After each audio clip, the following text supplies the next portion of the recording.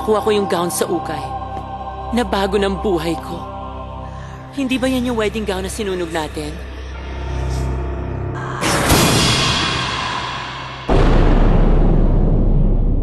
Huwag niyo sirain yan. Baka magalit ang mga laman lupa. Pinuno pa ba ngayon? Hindi yan totoo! I told you to respect this place! Hindi natin lugar to! Bakit? May mamamatay sa atin? Sinabi ko ng sinabi ko. May ibang nasa katawan ng bata na ipinasa niya sa akin. Sino bang nakapasok sa'yo? Ang Diablo. Hindi na nagdadasal ang batang yan. Parang wala ng relihiyon.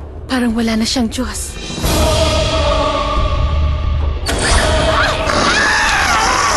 Naghihiganti na ang mga nuno. Kung ano ka ngayon, yun ay dahil sa akin. Ako ang Diyos mo. Fashion designer ako! Gown ka lang! Iwan mo ang katawan ng babaeng ito sa ngalan ng Ama, ng Anak, ng Diyos Espiritu Santo.